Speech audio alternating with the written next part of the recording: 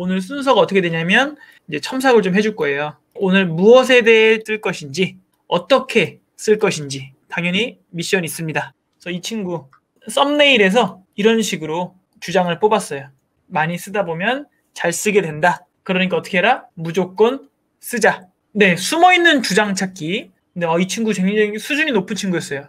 그래서 이 주장을 뽑아낸 거예요. 한 문단으로 정성껏 썼습니다. 신화와 과학을 갈등 관계로 많이 바라보거든요. 근데 이 친구는 상호 보완적인 관계, 물질적인 것과 정신적인 것이 둘 다 필요하다. 우린 정신적으로 의지할 것이 필요하고 또 위로가 필요하다. 그래서 굉장히 좋은 글이었습니다. 자, 에우리피데스의 명언이에요. 그리스 문학가라고 할 수 있습니다. 자, 여기서 굉장히 직설적인 주장을 뽑아냈어요. 인생 망치고 싶지 않다면 지금 당장 책상 앞에 앉아 공부해라. 명언에서 주장을 뽑았습니다. 좋아요. 자, 그 다음 한 문단 글쓰기 첨삭. 가장 관심 있는 주제 중에 하나가 동물이야. 동물원은 존재해야 한다. 우리는 동물원에서 멸종위기종 동물, 우리나라에 서식하지 않는 동물들을 볼 수 있습니다. 그 동물을 보려고 멀리까지 가야만 할까요? 코로나19 때문에 여행을 못 가는 요즘, 이런 시설들 덕분에 우리는 동물들을 볼 수 있기에 좋습니다. 이처럼 동물원은 동물에게도 우리에게도 좋은 점이 있습니다. 자, 먼저 구어체, 말하듯이 글을 쓴 거야. 자, 도입 부분, 또 두 가지 근거가 있었어요. 그리고 마무리가 있었어요. 이 친구는 이런 구성을 잘하는 친구예요. 글쓴이의 주장이 무엇인지 헷갈리는 부분이 있었어요. 동물원이 있어야 할까요? 반박합니다. 있어야 합니다. 있어야 하는데 반박하면 없어야 한다고 할 거냐. 이게 마지막 문장이었죠? 마지막 문장. 하지만 몇몇 분들은 동물들이 스트레스 받을까 봐 걱정하는 분들이 계십니다.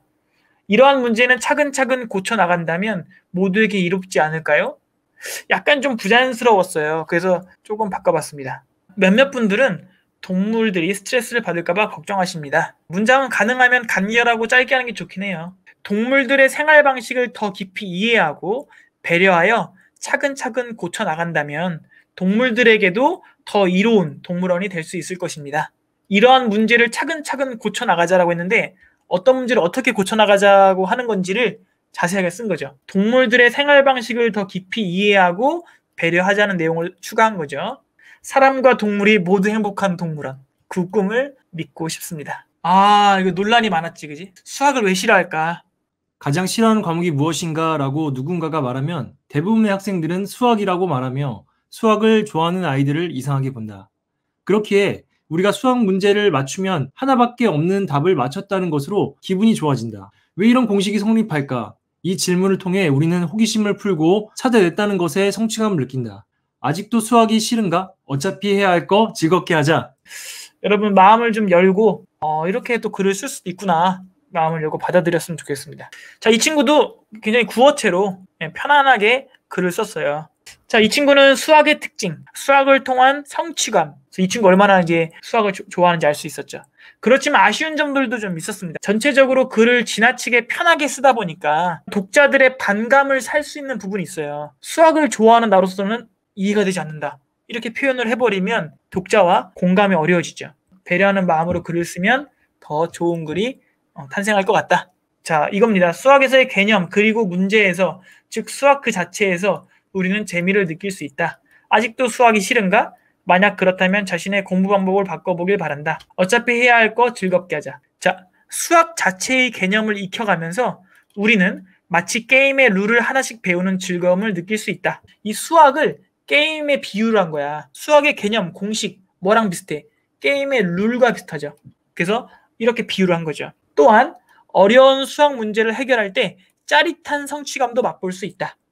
짜릿하다는 표현을 넣어서 더 성취감을 강조했고요. 수학은 체육이나 게임처럼 재밌다. 수학에 대한 고정관념을 버리고 차근차근 한 발씩 내딛자. 거대한 출입구 저편에 즐거운 세계가 펼쳐져 있다. 문학적이면서 여운을 남기는 좀 부드러운 톤으로 세련되게 바꿔봤습니다. 이거 진짜 주제가 너무 멋있지 않냐? 퓨전 국악을 발전시켜야 한다.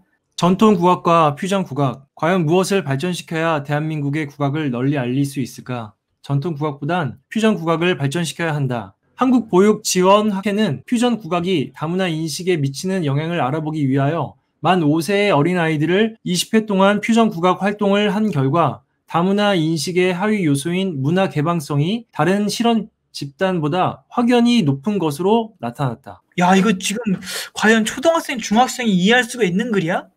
어떻게 이렇게 전문적으로 쓸 수 있지?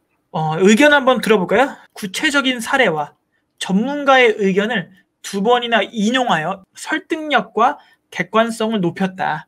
다만 전문가의 의견을 달 때에는 부연 설명이 필요한 경우가 있어요. 문화 개방성이 다른 실험 집단보다 확연히 높은 것으로 나타났다. 근데 이게 무슨 뜻이야? 그게 무슨 뜻인지 뒤에 설명이 없어요. 좀 쉽게 풀어줘야 되는데 그게 없어요. 그 다음 좋은 인식 때문에 특정 장르를 다른 예술보다 더 지원해야 된다는 생각, 굉장히 위험한 생각일 수 있어요. 퓨전 국악은 더 지원을 해주고 우리 전통 국악은 그런 인식을 잘 못 심어주기 때문에 지원을 덜하고, 그럼 정말 인기 있는 것만 살아남겠죠. 그래서 마지막 문장을 이렇게 한번 첨삭을 해봤습니다. 자, 글로벌 사회에서 타문화에 대한 수용 능력을 기르고 한국의 국제적인 위상도 높일 수 있는 퓨전 음악이 발전되어야 한다. 그러니까 퓨전 국악을 칭찬하려면 어떤 점을 강조하는 게 좋겠어요? 다른 문화에 대한 받아들일 수 있는 능력, 수용 능력이죠. 한국의 국제적인 위상, 우리나라가 외국에 알려질 수 있는 위치, 그런 점에서 퓨전 음악을 발전시키자. 이렇게 마무리를 지면 좀 더 좋지 않을까. 무엇에 대해 쓸까? 자, 오늘은 이제 글감에 대해서 한번 생각을 해보죠. 그러니까 사회적인 이슈라는 건 뭐냐면 논란이 되고 있는 거. 검색어로 1위. 이런 걸 쓴 친구도 있었어요. 저 가스라이팅. 저출산. 그렇지. 저출산은 빼놓을 수 없는 주제예요. 그 다음 또 어떤 주제를 낼 수 있냐면 나 자신과 관련된 주제. 여러분 학생이니까 아마 내 생각엔 학교폭력이 가장 관심이 많은 주제이지 않을까. 그치, 쉬는 시간 부족. 휴대폰, 그런데 스마트폰. 온라인 수업, 맞아. 온라인 수업이 진짜 핫 이슈지. 비대면 수업. 맛없는 급식. 맛없는 급식. 자, 아무튼 간에 자신과 관련된 주제들이 많이 나오고 있습니다. 여러분이 가장 열심히 글을 쓸 수 있는 건 아무래도 이거지. 나를 열받게 하는 주장. 나를 열받게 하는 딱 주장을 듣는 순간 어때요? 반대 주장을 펼치고 싶지. 그걸로 글을 쓰면 되는 거야. 아까 예를 들어서 동물원이 있었단 말이야. 동물들이 그 쇠창살에 갇혀있는 걸 보면 내 가슴이 막 찢어지는 것 같아. 그런데 동물원이 필요하다고 주장을 해? 못 참지. 여러분 이런 걸 잘 생각해보면 글 쓸 게 진짜 많아. 추천 글감들 몇 개 선생님이 뽑아봤어요. 강화와 완화, 이런 것이 논쟁이 심한 거, 이런 걸 쓰는 게 좋겠죠? 요즘 전동 킥보드 많이 논란이 되고 있고, 안락사는 옛날부터 지금까지 늘 인기 있는 주제였어요. 그 다음 이제 일회용품, 환경 문제 중요하죠? 또 성범죄자 형벌. 자, 그 다음 이제 여러분 관련된 주제, 아까 비대면 수업, 이것이 굉장히 핫한 주제고요. 스마트폰 사용 좋습니다. 이런 주제들이 많이 있어요. 그죠? 나를 열받게 하는 이슈가 있다면 그걸로 한번 글을 써보는 것도 중요하죠. 근데 조심해야 될 건 뭐냐면 너무 감정적으로 쓰면 안 돼. 글은 논리적이어야 되고 설득력이 있어야 돼. 이제 여러분 글감까지 정했어. 어떻게 글을 쓸까를 고민해야겠지? 크게 2가지 종류가 있습니다. 3단계 구성과 4단계 구성. 서론, 본론, 결론. 서론엔 뭐예요? 문제인식 그리고 주장이 들어가야겠죠. 문제를 깨달으니까 어떤 생각이 들어? 나의 주장을 딱 드러내는 겁니다. 자, 그 다음 본론에 들어가면 뭐가 됩니까? 주장에 대한 근거가 잘 나와 있어야겠죠. 당연히 이게 있어야 재밌지. 근거만 쭉 나열하면 글이 좀 재미가 없어. 그 다음 결론으로 가면 이제 자신의 주장을 요약해주고 강조해주고, 그죠? 여운을 남기는 방법을 쓸 수도 있고요. 이게 바로 뭐다? 3단계 구성. 예를 들어서 동물원은 사라져야 한다. 왜 이런 주장을 하게 된 거야? 동물원으로 인해 다양한 부작용이 발생하고 있다. 그러니까 동물원은 사라져야 한다. 이렇게 주장할 수 있는 거죠. 왜 이런 주장을 하게 되었는가? 학교에서 스마트폰 사용하여 학업 집중도가 떨어졌다. 좋아. 자기소개서에 돈이 많은 취미를 쓰면 돈이 없는 사람과 불평등. 그렇지. 빙고. 면접관들이 뭔가 편견을 가질 수 있겠죠.